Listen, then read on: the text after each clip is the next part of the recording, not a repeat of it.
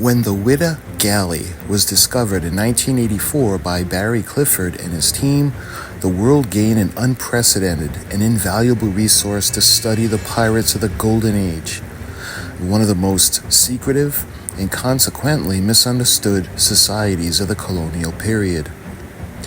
The Whydah Pirate Museum and its affiliated facilities house the largest collection of pirate artifacts ever recovered from a single shipwreck.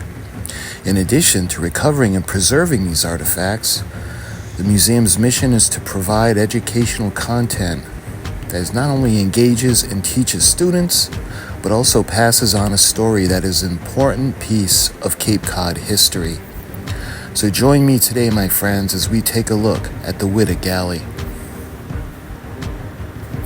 The Whydah Galley was built in London in 1715 as a transport for captive humans. It left Africa in 1716 carrying a cargo of enslaved people. After making 2 voyages under the command of veteran slave trader Lawrence Prince, pirates captured it while it was homeward bound in the central Bahamas in January or February of 1717.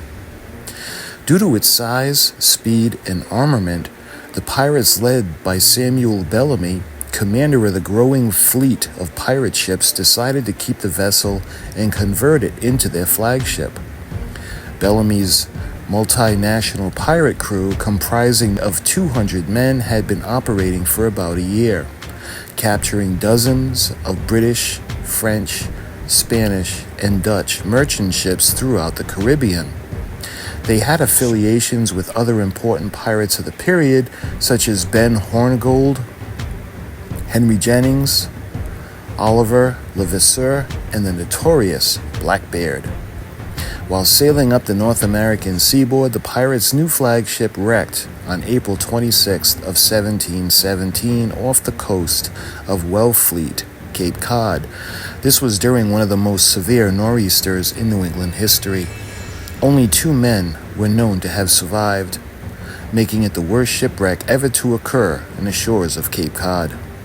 3 other vessels in Sam Bellamy's pirate flotilla were either wrecked or seriously damaged, and authorities captured a number of pirates from these vessels, and they were eventually tried.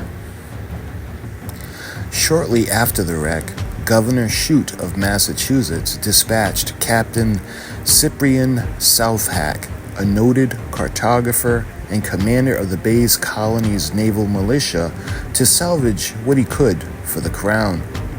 Southhack found that the ship had capsized and broken up into the storm surf.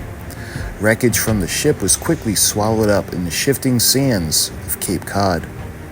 Although Southhack recovered little of value from the wreck, his journal and reports to Governor Shute recorded a number of important clues to its location. Utilizing this and other historical evidence, together with cutting-edge electronic remote sensing technology, a team led by underwater explorer Barry Clifford discovered the wreck site in 1984.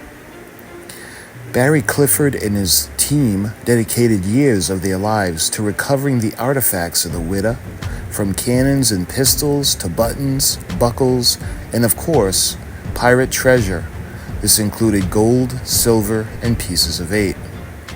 Since the wreck is blanketed with loose sand approaching 30 feet in depth and is less than 2,000 feet from the shore, and treacherous local sea conditions severely limit boat dives and operations, artifacts are still being recovered in a careful and painstaking underwater archaeological excavation project. The history of the Whydah encompasses the entire Atlantic world, Europe, Africa, and the Americas, but it holds special significance in North American colonial history, particularly the history of New England. As the first satisfactorily identified pirate shipwreck ever discovered, it provides unique insights into the material culture of 18th century piracy in the Atlantic world.